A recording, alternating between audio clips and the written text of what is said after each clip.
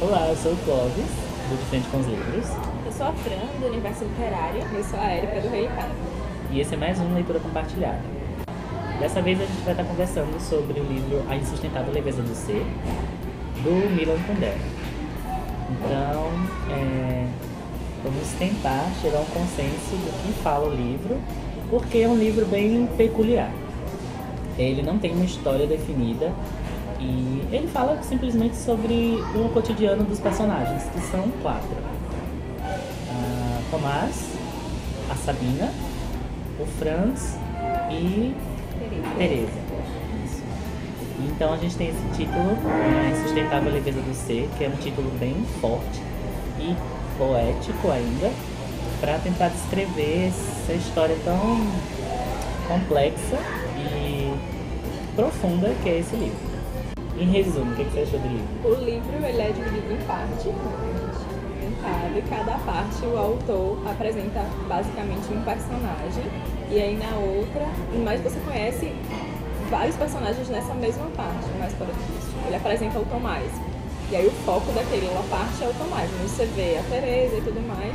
E aí depois ele dedica uma parte à Teresa, e aí você vai entender a Teresa pelo foco da Teresa, não mais pelo foco do Tomás. Eu acho que ele vai fazendo esse contraponto também com os outros personagens. Cada parte ele vai dedicando a explicar um personagem. Começam, acho que os personagens principais na verdade são o Tomás e a Teresa. E aí eles são meio que o casal principal e os seus espelhos são, por sua vez, Sabina e Tomás. Ou Franz, perdão. E então, o que a Érica falou é muito engraçado, porque ele começa com a perspectiva do Tomás, e aí ele muda o foco com uma leveza uma sutilidade tão perspicaz que você não percebe que ele já mudou e já tá falando da Teresa, por exemplo. Sem o viés do Tomás, porque pra mim isso foi bastante interessante. Quando eu li a parte do Tomás, eu achava uma coisa da Teresa. Quando eu li a Teresa pelo foco da Teresa, eu comecei a achar outra coisa. Tipo, antes eu não tinha gostado do personagem, e quando eu li a parte que ela é o foco, a partir da própria ótica dela mesma, e não pelo viés do Tomás, eu passei a entender o personagem, a gostar mais do que eu tinha gostado na parte. Acho que isso é interessante. Ele meio que dá uma mesma cena e depois ele contrapõe, digamos, estamos nós dois conversando, eu e Érica, e aí ele fala o que eu estou pensando e logo depois ele mostra a mesma cena e diz o que a Érica está pensando. Ele dá uma perspectiva ampla ao leitor e isso é muito bom. E a gente fica falando ele, e ele é quase um personagem, porque o narrador ele entra muito na história, ele faz colocações, ele para a narrativa para explicar efetivamente uma coisa e diz não é assim, ou essa pessoa não é assim. Então ele fica fazendo milhões de reflexões que nada tem a ver exatamente com a narrativa em si, tipo, com o acontecimento. Ele para e vai fazer uma reflexão quase filosófica sobre o que está acontecendo. Então, A Insustentável Leveza do Ser é o tipo de livro que você tem que ler assim com muita calma, sem prazo, e que é o tipo de leitura que você precisa estar a fim de fazer, porque nós temos aí um narrador observador que acaba se tornando um personagem por estar interferindo a todo momento e refletindo sobre as colocações que ele faz, independente de qual personagem ele esteja focando naquele momento. Então, não tem muito diálogo, sabe? O livro é bem, assim, descritivo, né? É bem cru também, né? Isso. Assim, não tem travas nenhuma. É um nenhuma. descritivo não de ambiente, de tal, é um descritivo Psicológico, psicológico, de sentimento, de situações que não necessariamente estão acontecendo. Acho que o Milan Kundera é como se ele mesmo estivesse contando uma história pra gente desses personagens. E tem uma passagem que é muito interessante que ele diz que o autor, ele não cita ele mesmo na história, mas ele cita uma coisa, um leque de possibilidades que ele poderia ser. Viveu, né? Que ele não viveu e que ele está passando por papel. E isso é muito interessante. Outra coisa é que o livro ele não tem uma sequência temporal. Ele acontece, digamos, a gente tem visões a todo momento do que vai acontecer no futuro desses personagens, mas que volta e meia a gente regride no tempo para saber o que aconteceu até que eles estivessem lá. Permita-me dizer que isso me incomodou um pouco, e olha que eu não tenho grandes problemas com esse negócio de histórias atemporais, mas às vezes, como a Erika falou, às vezes ele tá falando sobre uma coisa e a impressão que eu tive, pelo menos, é que ele parava e lembrava de uma coisa que ele tinha que comentar naquele momento e aí ele inseria na história.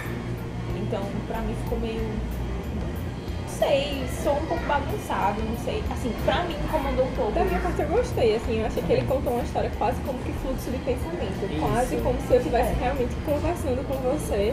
E quando a gente tá conversando, a gente não conta certinho, né? Aham. A gente lembra de outra coisa. Isso. E não, mas teve isso também, e o fulano sentiu isso também. Então, eu gostei, assim, desse movimento. Ele foi... Eu acho que foi proposital. Acho que em pesquisas que eu fiz sobre o livro, diz que falam justamente sobre esse fluxo de pensamento, que na filosofia é muito comum. Você fazer essas voltas para chegar... Dá uma sensação de que é uma coisa meio desconexa, de fato. É porque não é um livro convencional, né? Isso é importante, mas só quando não é uma narrativa convencional. Ele foi escrito, acho que foi publicado em 1800, na década de 1980, não foi isso? Acho que foi mais ou menos isso. Vai estar passando na tela quando ele foi publicado. E ele vai da década de 60 até essa década de 80, quando ele foi publicado.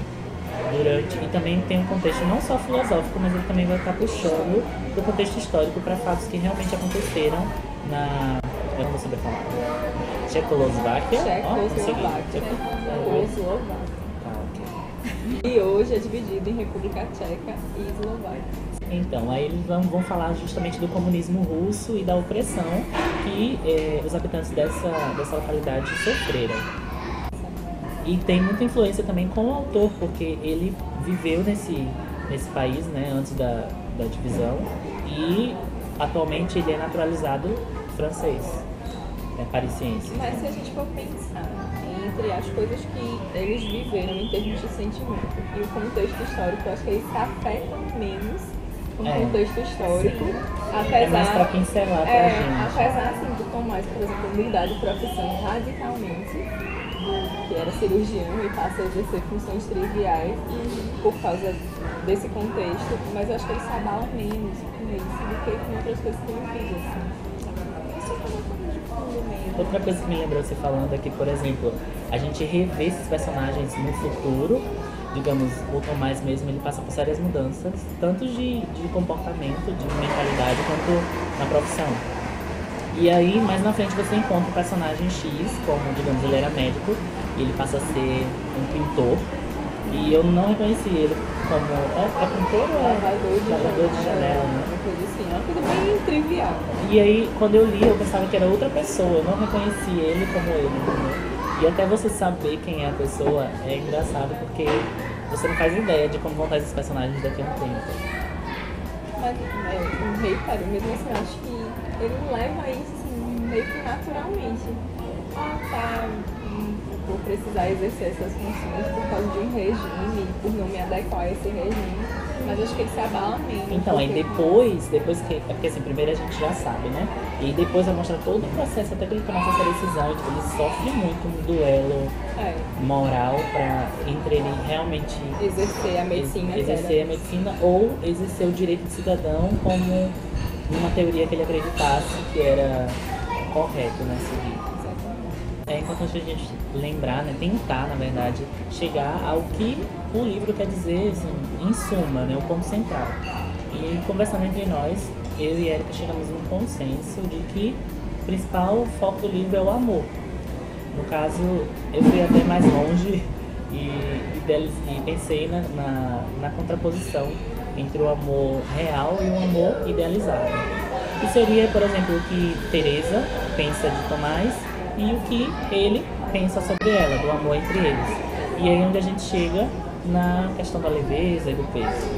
Quer acrescentar mais alguma coisa?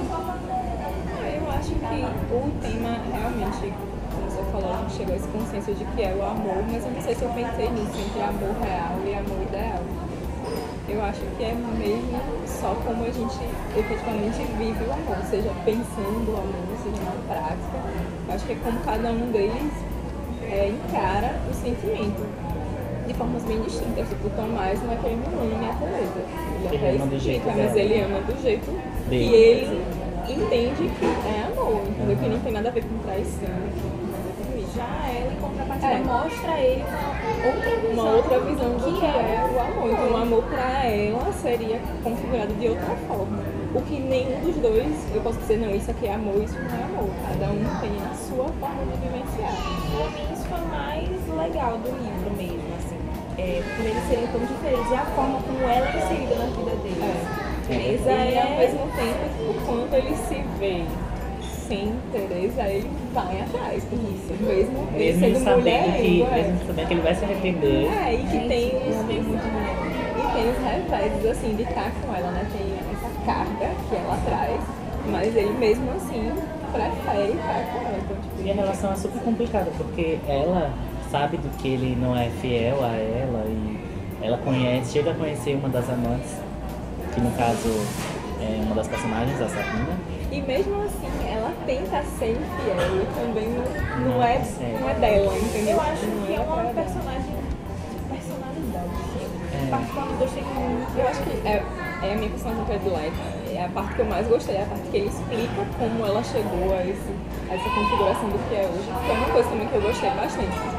A gente conhece o personagem adulto e depois a gente vai vendo traumas e situações que levaram A infância. a você ter essa, no caso, ela ter essa perspectiva sobre o amor. Porque às vezes a gente acha, é uma questão, é o que a gente volta pra vida, né? Então a gente mesmo, que às vezes a gente acha que um problema aconteceu por causa de hoje, mas que ele já vem acontecendo há muito tempo por questões que às vezes a gente não observa. Seja da nossa criação, de traumas que a gente vive. Ele faz esse movimento quase de terapia psicológica, né? Volta assim pra quem é esse personagem, por que ela encara o amor por Tomás dessa forma, porque ela passou por essas e essas situações. A gente é levado a pensar que o amor que a gente idealiza, que a gente pensa, que a gente quer, não é exatamente aquele que na realidade nós teremos, né? Eu acho que não só isso, ele fala também muito de todas as escolhas que os personagens fazem, baseados em. Aí eu acho que vai ser assim. Acho que o Franz é o mais emblemático nesse negócio de escolha, né? Ele larga tudo numa situação que ele acha que não, agora. Acho que é mais complicado com ele porque, digamos, um personagem feminino a gente já meio que supõe que ela vai ter mais, eu posso dizer, questionamentos do que um homem. Um homem normalmente ele seria mais prático e decisivo. Ele não, ele é meio que o espelho de Teresa, só que na versão masculina. Bem como Sabine é o espelho de Tomás, na versão feminina. Então assim, o autor teve uma ideia genial, porque ele pega 4 casais, então temos 2 homens, 2 mulheres, um completamente diferente do outro, mas ao mesmo tempo, se a gente colocar um sobre o outro, ele se sobrepõe. E aí nós temos a dicotomia, né, da leveza e E do peso. que ele fala desde o início que algumas situações que a gente acha que nos fariam felizes, né, que seriam coisas boas e tal, acabam se transformando em peso, em fardos que os personagens vão levando. Mas que o fardo é necessário para que a vida não seja tão leve e te carregue. Então, ele fala uma parte que ele fala sobre isso, que de tão leve você se sente vazio, iria flutuar. Gente, incrível, eu me arrepio só de falar, vocês entendem? E nos personagens a gente tem essa dualidade entre peso e leveza, como eu estava comentando. Enquanto Tomás é leveza, a Teresa é peso. Ela vivencia o amor da forma mais carregada, mais passional. Enquanto ele leva mais de boas, vamos dizer assim. Eu me identifico com Teresa. Eu também me identifico demais com Teresa. E Franz e Sabine, enquanto Franz é o peso, Sabine é a leveza. Ela não quer muito amarra, não quer muito compromisso, então ela é mais solta, ela vivencia enquanto ela tem liberdade, ela acha que dá pra viver o amor. A partir do momento que alguém quer cercear essa liberdade, ela desiste. É verdade. De nós 3, se vocês acompanham o canal, sabem que eu mais gostei, né? Eu dei 5 estrelas e favoritei porque eu não consigo escrever outro livro que seja dessa forma. E assim, esses encontros e desencontros, essas coisas, eu senti assistindo a novela, assim, enquanto eu lia. Tipo, personagens que chegam em sua volta, que você não faz ideia de quem é, depois você sabe que eles já se conheciam, e, enfim, fora os contextos filosóficos e o contexto histórico. E eu vi também, muitas vezes, aquela parte onde eles falam sobre a alma e o corpo físico. Dizem se é um só, ou se o corpo físico e a alma são coisas diferentes. Eu não acho que eu dei 4 estrelas, que eu não gostei muito. Eu não dei 5 estrelas, porque como foi falando no início, era um livro que eu precisava. Eu particularmente precisava de mais tempo para ler. Queria ter lido com mais calma. E como a gente estipulou um prazo de leitura, eu achei que eu li do meio para o final de maneira muito afobada. É importante vocês saberem que a gente tinha dado 2 semanas para leitura e a gente viu que não estava dando conta, porque a gente tem outras tarefas, e a gente acabou postergando por mais 1 semana. E assim, pra vocês terem ideia de como o livro é, né? Mesmo assim, eu achei que foi pouco tempo, assim. Eu achava que eu tinha que ler, e também pelo que a gente não comentou, que ele não tem diálogos, então a leitura ela não é exatamente aquela leitura super fluida, não é difícil, mas também não é aquela coisa que você vai sentar e vai ler 100 páginas num dia. Ela cansa, porque ele é reflexivo, ele fica ali fazendo conjecturas sobre uma situação, voltando. E meio que você, às vezes você para pra pensar, então ele para um tópico e começa outro, e você, não, antes de começar isso, deixa eu pensar um pouquinho. Ele te instiga também a ficar refletindo sobre umas coisas, porque é como você falou, é da vida, cabe pra gente também, né? A gente se identifica com uma situação ou com uma situação. É impossível você não se colocar no papel, no lugar do personagem. Então eu acho que as minhas estrelas refletem menos a qualidade do livro e mais a minha experiência de leitura. Com certeza. Comigo também aconteceu o mesmo, assim, eu dei 3 estrelas e meia. Mas por que você não está acostumada, né, com esse? Foi diferente pra você. Porque eu dificilmente eu fico por leituras de teor filosófico e essas estrelas também não refletem, assim, não quer dizer que eu não tenha gostado, eu gostei, principalmente porque trouxe uma reflexão bastante pertinente de um modo bem diferente. Mas assim, eu não estava no momento, sabe, para realizar essa leitura. E eu, naquelas mesmas semanas, eu estava fazendo diversas outras leituras bem carregadas e, enfim, essa coisa do prazo também, eu percebi quando eu cheguei ao final que não é o tipo de livro que você tem que ler rapidamente. Eu acho que, sei lá, se você durar um mês lendo esse livro, não sinta-se culpado, aproveite e reflita, porque eu acho que vai ser bem melhor, assim, você vai ter um rendimento muito maior, entendeu? Aqueles livros de cabeceira, quando a gente pega só um pouquinho, eu acho que vai lendo renderia só um bem pouquinho mais. por dia, eu acho que seria bem mais proveitoso do que se obrigar a ler mais porque eu tinha um prazo para cumprir. Aí eu acho que... Normalmente quando eu ponho um livro como favorito é porque eu pretendo reler ele algum dia. Então, como eu comentei mais cedo quando a gente estava conversando, eu também pretendo reler com calma, assim, sem pretensão de término, assim. Não, eu tô lendo porque ele levanta questões que são pertinentes para a vida de todo mundo. E quem não se identifica, né, com relacionamento, pessoas, amor, não sei o que. Isso sem contar que o livro traz muitas passagens excelentes. E como a gente já falou várias vezes, é um livro que não tem muitos diálogos. Então, mais um motivo para você ler com bastante calma, entendeu? Ao seu tempo, sem pressa. Mas é um livro super recomendável, acho que para qualquer pessoa, mesmo quem não tem um gênero certo de leitura que prefere, eu acho que todo mundo deveria ler algum dia esse livro. É o primeiro livro do autor que eu leio, não sei vocês, e eu pretendo ler outros também. Ano passado eu já li como se chama? A Festa da Insignificância, isso. Mas é bem mais leve do que esse. Acho que quem pretende começar, eu acho que se pegar a Festa da Insignificância, talvez seja melhor. Porque é mais uma novela, é mais curta. E termina da mesma forma que esse, que é uma coisa interessante, que quando você terminar essa leitura, você não vai chegar a uma conclusão. A gente estava debatendo, tentando ver coisas que o outro não viu e assim, cada um enxergou uma forma diferente. Então essa é a graça da leitura. Bom, então é isso, né? Como de costume, ao final de cada vídeo a gente faz um sorteio de qual será a nossa próxima leitura. Cada um aqui dá uma indicação e a gente faz essa escolha. Diferente das outras edições, dessa vez a gente não tem ainda uma previsão de quando vai sair o próximo vídeo. A gente promete que não vai demorar muito, mas assim, não tem uma data certa, então fique ligado aí nas pages, né, dos nossos blogs, e aí você vai conferir quando é que vai rolar aí o próximo vídeo. E qual foram as indicações de vocês? A minha indicação Queria Ver Você Feliz, que é um livro nacional que foi lançado no ano passado. A minha indicação é Lugares Escuros, da Gillian Flynn. Eu indiquei um livro que já foi, né, indicado linkado aqui, acho que no nosso primeiro vídeo, que é O Segredo do Meu Marido. Não me perguntem o nome da autora agora, porque eu não lembro. Eu sei que Moriarty, ela... alguma coisa. Isso. Ela lançou um novo livro recentemente pela Intrínseca, que é Pequenas Mentiras, eu acho. Vamos lá. Nossa auditora vai fazer o sorteio. A mão que aparece aí. Oi, ó, já tá Já excluindo. Vai, puxa aqui.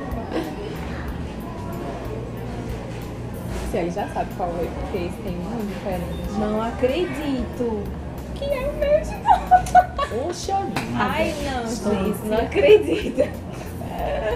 Enfim, gente, Espero que esse livro seja bom, viu? marinos. Eu Espero também. muito. Você tem que dizer isso pra autora. Foi eu na minha cara. Então é isso, eu espero que vocês tenham gostado. Se você gostou, não esqueça de clicar aí embaixo em gostei e compartilhar com seus amigos. E não esqueça de ler também as nossas resenhas. Se você tá vendo a gente aqui no YouTube, dá uma checada aqui no box de informações. A gente vai deixar o link, né? Porque a resenha vai ser publicada. Tem mais detalhes também sobre Isso, nossas nossas impressões. pessoais. Se você ainda não é inscrito em nossos canais, inscreva-se no De Frente com os Livros, no Relicário e também no Universo Literário. Até a próxima!